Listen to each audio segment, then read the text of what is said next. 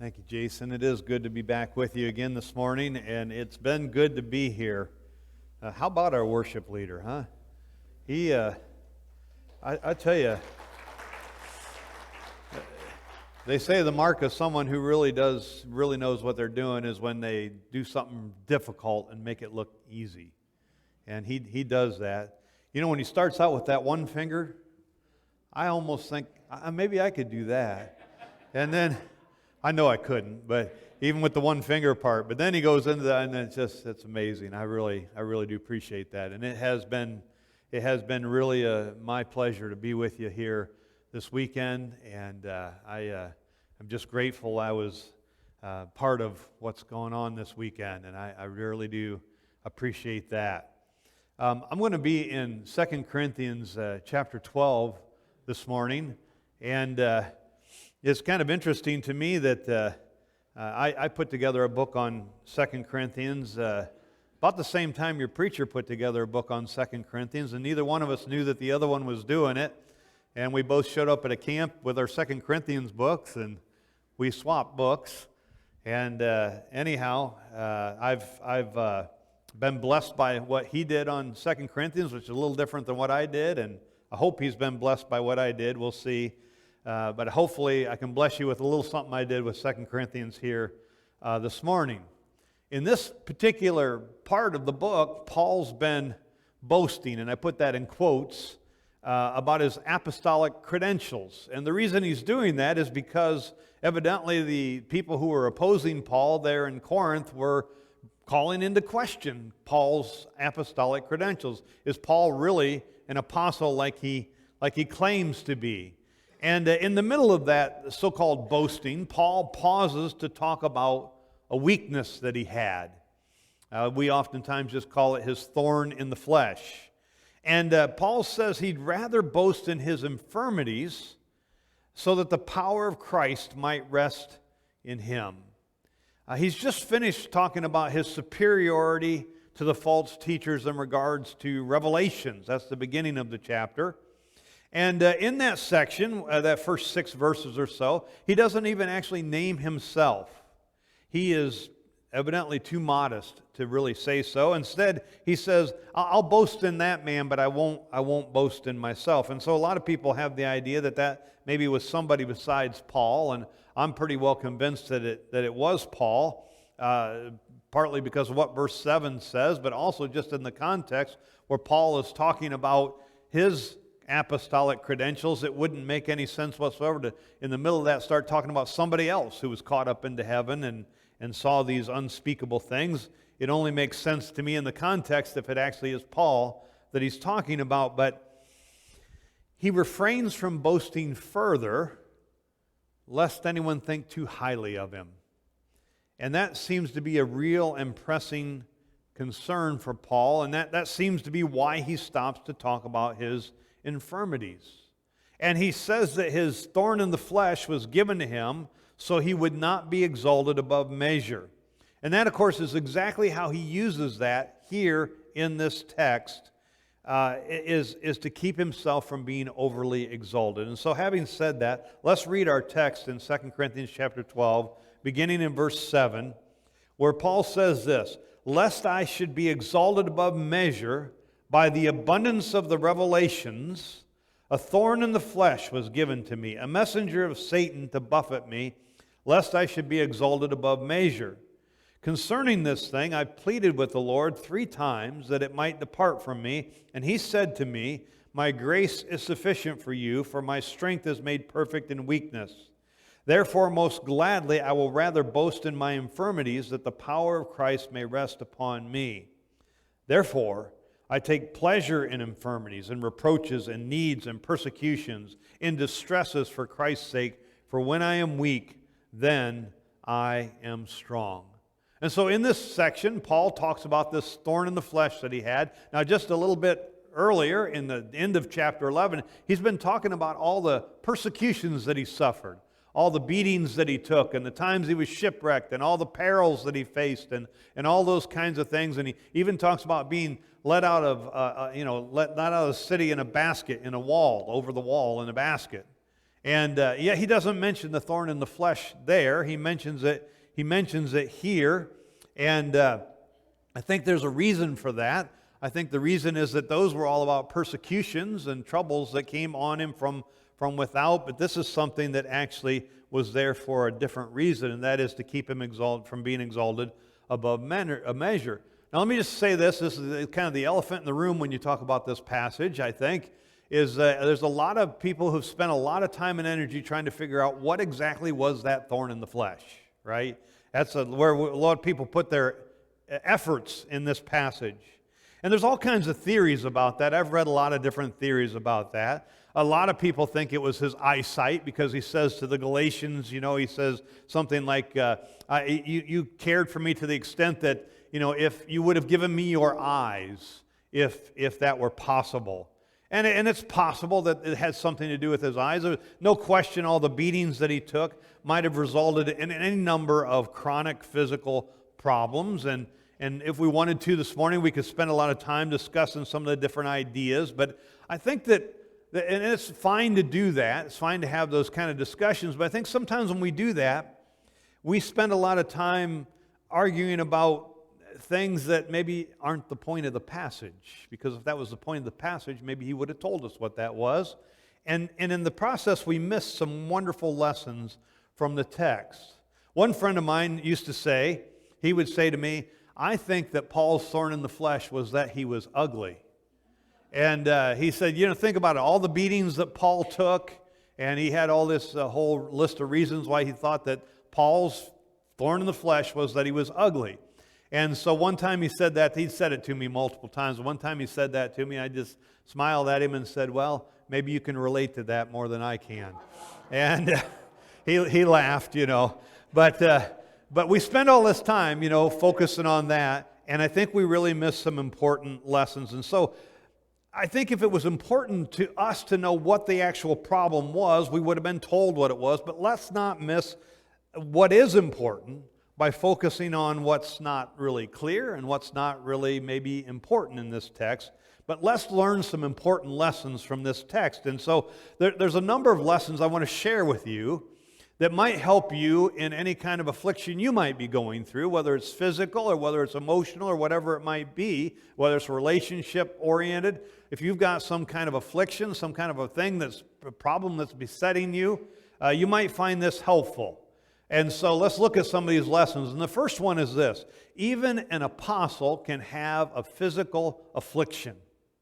Now, there are some in the church today that believe that Christians should never be sick. You can listen to these people on the radio, you can watch them on the TV, and they think that if you're a Christian, you should never be sick, and that if you are sick, somehow it's some kind of a sign of you having lack of faith. And then there's other people that believe, well, you might get sick, but every sickness is going to be divinely healed by God if you're a Christian. Why, all you have to do is pray about it, and God's going to divinely heal you of whatever sickness it is that you might have. But I want you to understand and realize from Scripture that even a man like Paul had a physical ailment that would not go away. And being a Christian didn't prevent it. Being an apostle didn't cure it. Nobody was able to heal it, and prayer didn't remove it. Now, I think that says something in the world we live in today. That says something about all this kind of health and wealth gospel idea. That if you're a Christian, you should always be healthy and you should always be wealthy. That was not the case for Paul. But I'm just going to say this kind of as an aside, but I think it also says something about the idea that if you just get the right nutrition, it can heal all your physical problems. Have you heard this? I have. Every time, it seems like every time I've got some kind of an issue and I mention it out loud, there's somebody walking by. Oh, this is what you need. You need to change your diet, right? And there's people that from several states away will send me, all this information about everybody's got some special thing, right? This supplement will fix your problem. Doesn't matter what your problem is, it'll fix it. And then the guy down the road's got a different supplement that'll fix all your problems. Whatever it is, it'll fix it. And somebody's always got those miracle cures. But I'll never forget a man one time that said to me, he said, since we were created from the earth and God made us out of the dust of the ground, It stands to reason that everything we need for perfect health can be found in the ground. And he said, doctors, all they want is your money. And sometimes I'm inclined to agree with that, especially when they make you pay before you ever see the doctor. I kind of wonder. But at any rate, and that's nothing new, by the way. Remember the woman with the issue of blood? She'd spent all her money on doctors and hadn't got any better. That still happens today. And he says, so doctors, they just want your money, but the real cure is in vitamins and minerals. Of course, he wanted to sell me vitamins and minerals. And that part of the thing, this doesn't seem to go by him. But when he said to me, he said, and the reason I know this will work is because we're created out of the ground, and therefore everything we need for perfect health is found in the ground. I said to him, there's the problem with your theory. He said, what's that? I said, the ground was cursed by God. And I'm not kidding you, his jaw literally fell open like that, and he looked at me and said, I've never thought about that before. I just want to say to you that we need to recognize that, biblically speaking, some problems that we have in this life are simply not going to be fixed in this life, period. We are going to have physical problems in this life, and we're going to have problems of other sorts, I'm sure, in this life, and some of those simply are not going to be fixed in this life. I don't care what it is you eat. I don't care what it is you don't eat. I don't care what it is what kind of medical treatment you seek. I don't care what the problem and the reason we have physical ailments is because sin is in the world, and we live in a fallen world, and as long as we live in a fallen world, we're going to have these kinds of problems. And so some of these problems just are not going to be fixed in this life. And by the way, there were other people around Paul who had physical ailments. Paul talks to Timothy about his often infirmities. So Timothy evidently got sick on a fairly regular basis. Trophimus at one point was left behind because he was sick. And so the miraculous gift of healings that the apostles had and that they could pass on to others evidently was not the healthcare plan for the early church. In other words, God didn't give those abilities to the apostles and those that they'd laid their hands on so that nobody would ever be sick in the church. That was not the purpose of those gifts. And the so-called health and wealth gospel that's preached by so many radio and television people simply is not what was preached by the apostles.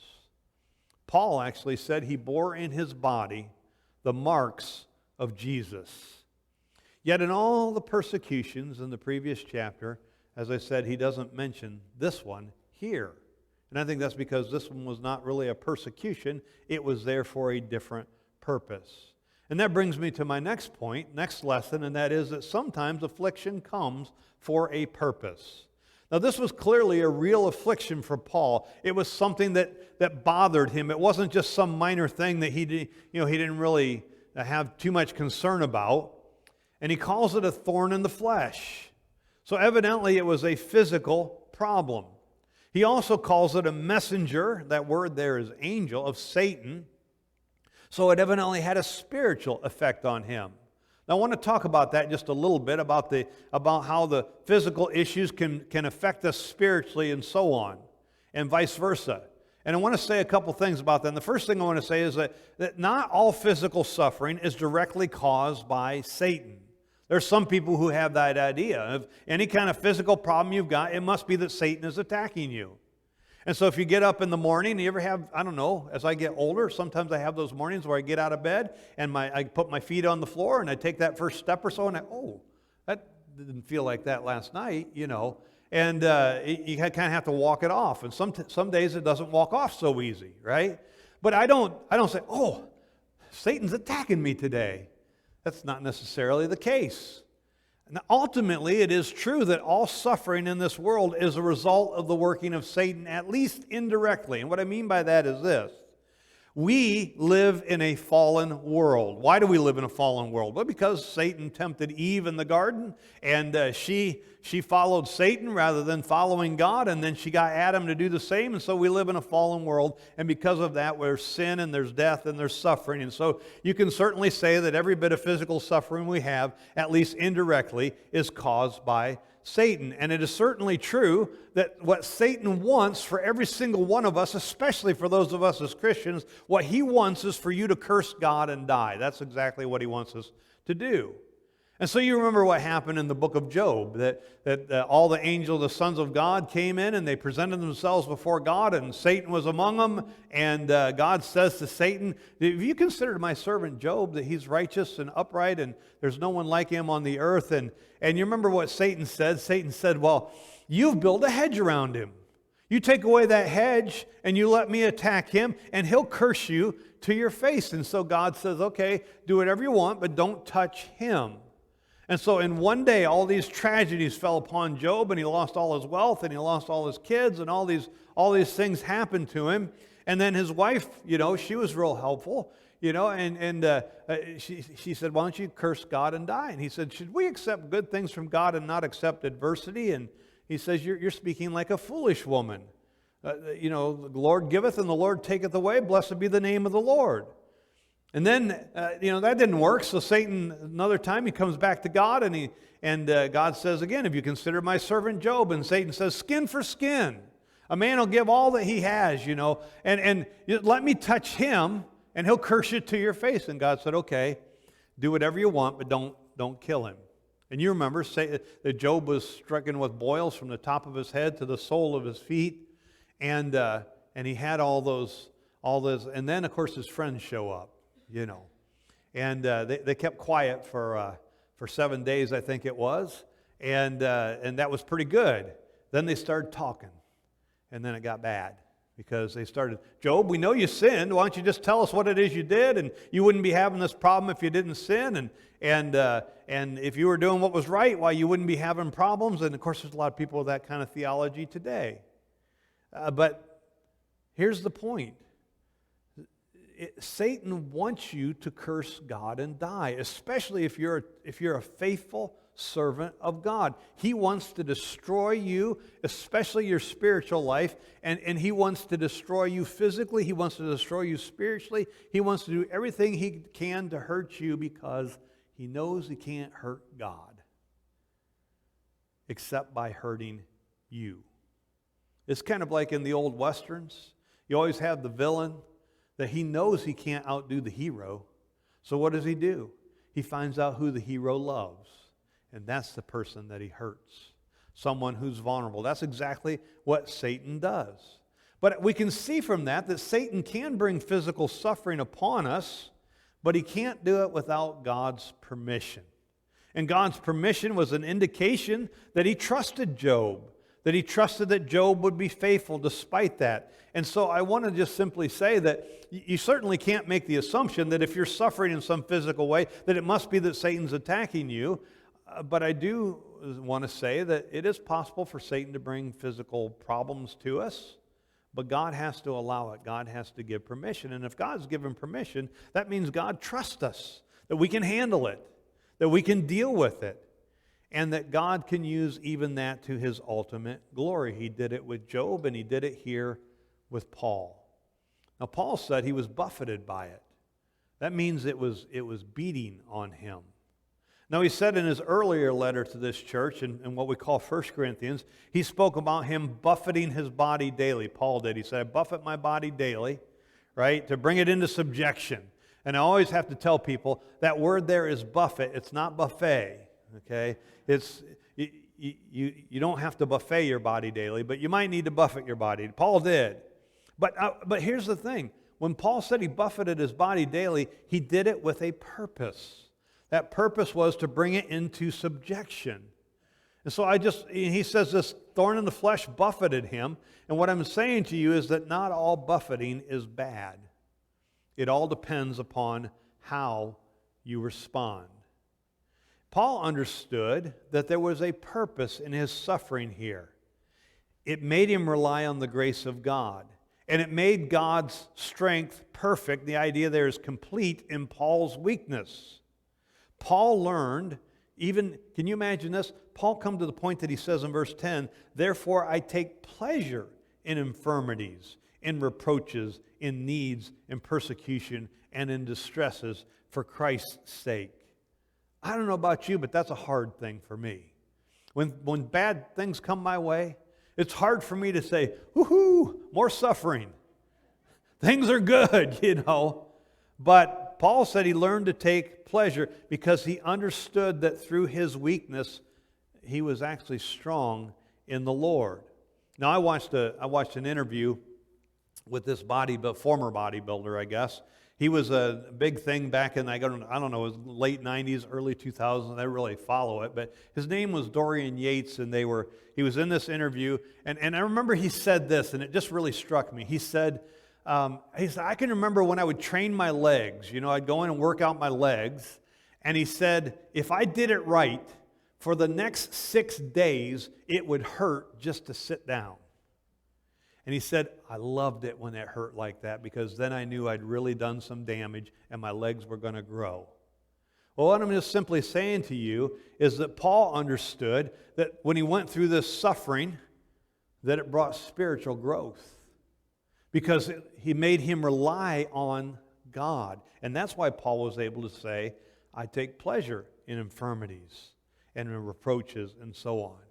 So, understand that even an apostle can have physical affliction, but also understand that sometimes affliction comes for a purpose. But then that brings me to the next lesson, and that is that it's okay to pray about physical problems. Now, you might think we don't need to be told this. After all, our prayer lists are almost always filled with all kinds of physical problems.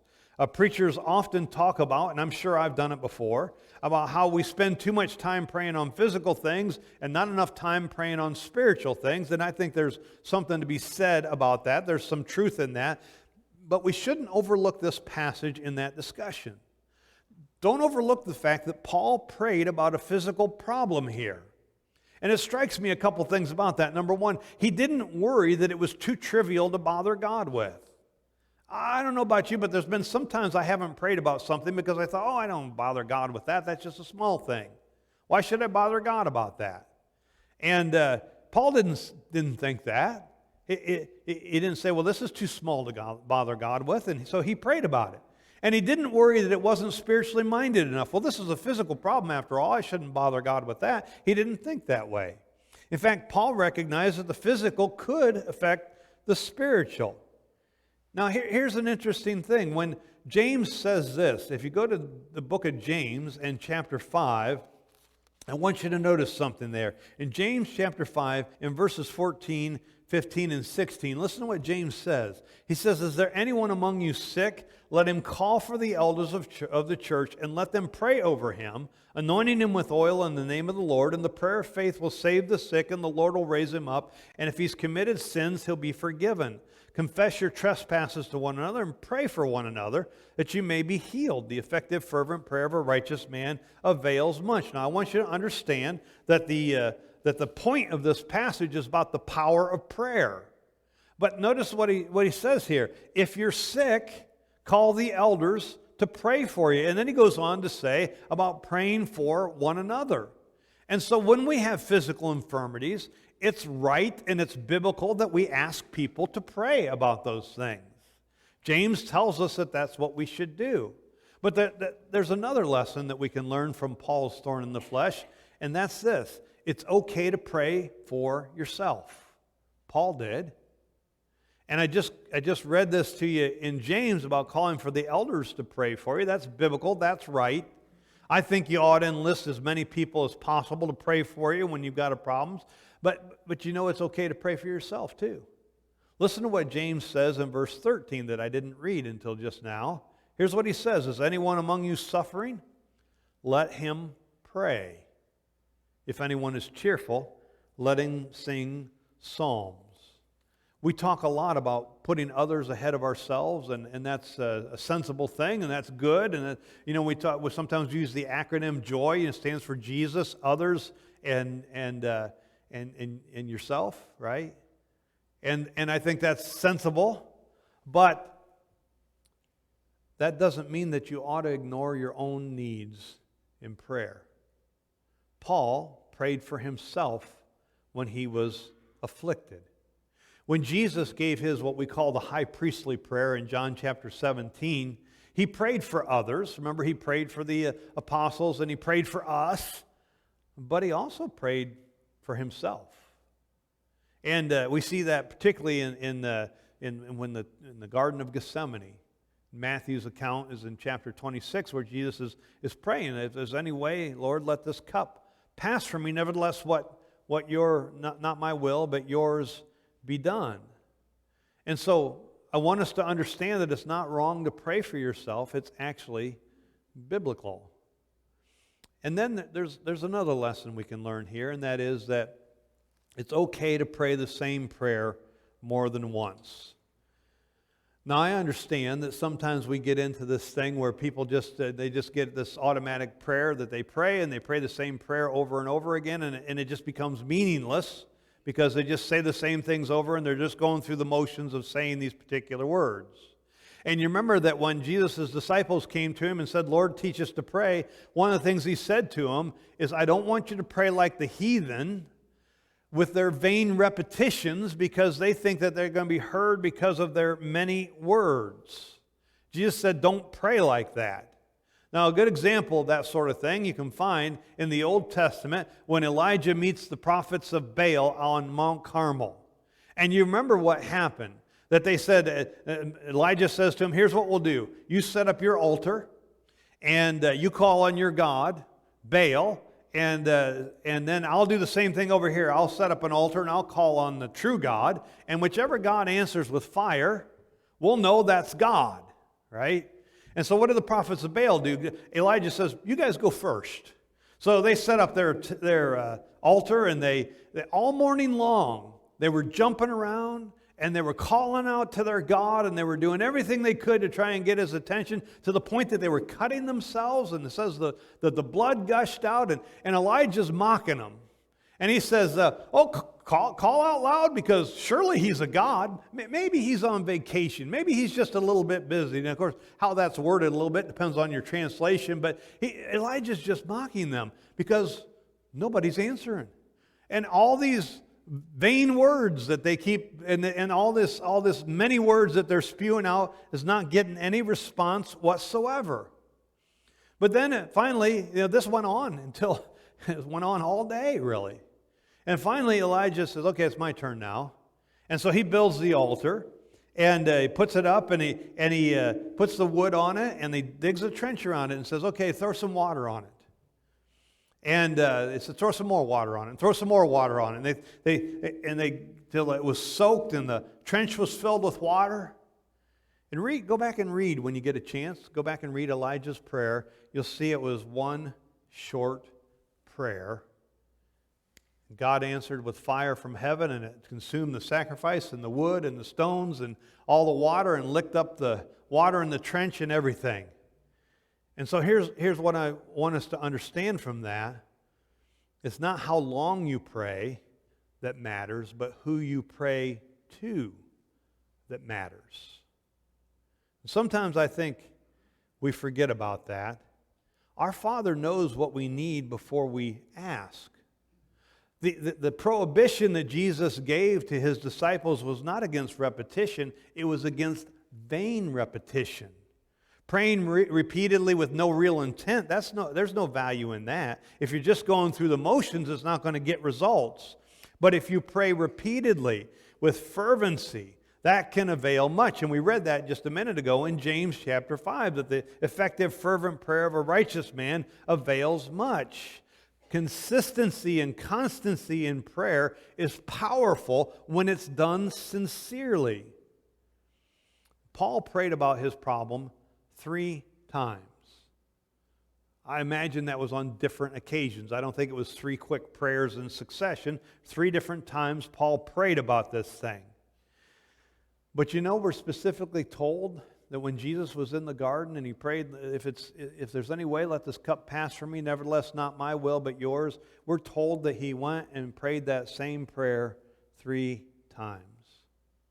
And so I would say that when something is important to you, pray about it, and pray about it repeatedly. And as long as you're doing it sincerely and you're doing it with fervency and not just going through the motions, it is biblical to do that. But there's another lesson, and that is that sometimes unanswered prayer is for your benefit. That's a hard one for us. I don't know about you, but I don't like it when my prayers don't get answered the way I want them to be answered. This prayer was not answered the way Paul wanted it to be. What he wanted was for the thorn to be taken away. But that's not the answer he got. The answer he got was in verse 9, "My grace is sufficient for you, for my strength is made perfect in your weakness." Now, sometimes our prayers are not answered the way we would like either. That does not mean that God doesn't hear our prayers.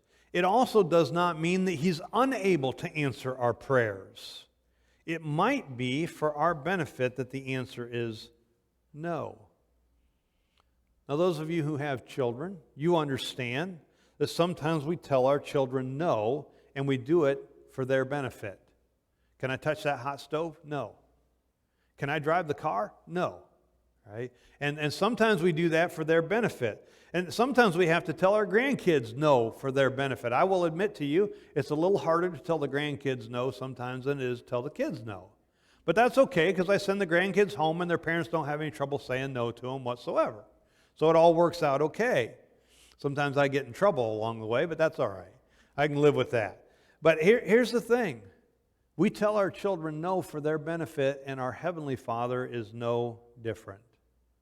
Paul came to understand that he was stronger in his weakness than he was in his strength, because his weakness forced him to rely on the strength of God. And God often uses the so-called weak things in order to accomplish great things for Him. The book of Judges is all about that truth. Over and over again, God is using the things that the world thinks of as weak and insignificant to accomplish great things. Now, some people, when God doesn't answer the way they want, or when God answers no to their prayers, they get angry at God. And sometimes they might even throw some kind of a spiritual temper tantrum. But when God tells us no, or when He answers our prayers in a way that's not what we want, what we ought to do is consider, what can we learn from this, and how can we benefit from it? That's what Paul did here. And then we ought to consider, how can the kingdom benefit from this? And so those are some lessons we can learn from this thorn in the flesh that Paul had. And let me just suggest this in closing. It might be that you are struggling with some kind of a thorn in the flesh today. Something might be afflicting you that you just can't seem to overcome. I like to point out to people, I've been wearing bifocals since I was 2 years old. You would never know this if I didn't tell you, but when I was born cross-eyed. Evidently, my parents couldn't tell by looking at me, but when I started walking into the wall beside the door instead of the door, that's when and then I used to always talk about two mommies and two daddies, and believe it or not, I can actually remember believing that there was two of everything in the world. I didn't really understand why. I just believed there was two of everything in the world. And I was too young to really communicate that. And so they did an operation on my eyes, and I've worn bifocals ever since. When I go to the eye doctor today, they always say to me, you still got a little bit of cross-eyedness, but you have an ability to compensate for it that seems to kind of match it. But I went to school, I had some trouble. When I was in first grade, I can remember, now I have a master's degree in math, but when I was in first grade, I used to bring home papers in math class where I'd get an F. And the reason I got Fs is because you had to count these stacks of books or these bundles of twigs. I couldn't do it. I couldn't count those things. I've learned now as I've got older, if I close one eye and I can kind of do it, but I just had trouble. But my point is that that's a small thing. I can pretty well overcome it with glasses and things like that. But you might be dealing with something that you just cannot overcome. And you need to understand that does not indicate a lack of faith on your part. You need to not get discouraged about that. You need to realize that you're not alone, that even Paul was afflicted. You need to realize that it might be there for a purpose. You need to pray about it. You need to get other people to pray about it. You need to pray about it even repeatedly. You need to ask others to pray about it. But maybe most importantly, you need to know that if you don't get the answer you want, you need to figure out, how can I use it to my benefit spiritually, And how can I use it to the benefit of the kingdom? But let me just close with this thought. There's nothing that afflicts us in this world like the consequences of sin. And the reality is that God might not remove all the results of sin in your life. Sometimes we commit sins that we have to live with the results of that for the rest of our life. But God can and He will remove all the guilt of your sin when you're obedient to Him. And it's far more important that your sin is gone than it is that any thorn in the flesh be gone. That's the important thing. What's happened with your sin. And so I want you to understand that God is willing and He's able to remove the guilt of your sin today if you'll only be obedient to Him. And if you've not done that, then today is the day that you need to do that. You might still have consequences for your sin, and some of those consequences might last the rest of this life. But let me tell you something, when the guilt of your sin is gone, you have an eternity with the Father in a perfect paradise with a brand new body. That's a glorified body. It's a resurrected body. It's immortal. It's incorruptible. If you haven't been obedient to the Lord so He can take away the guilt of your sin, won't you do that today as we stand and we sing our hymn of invitation? All to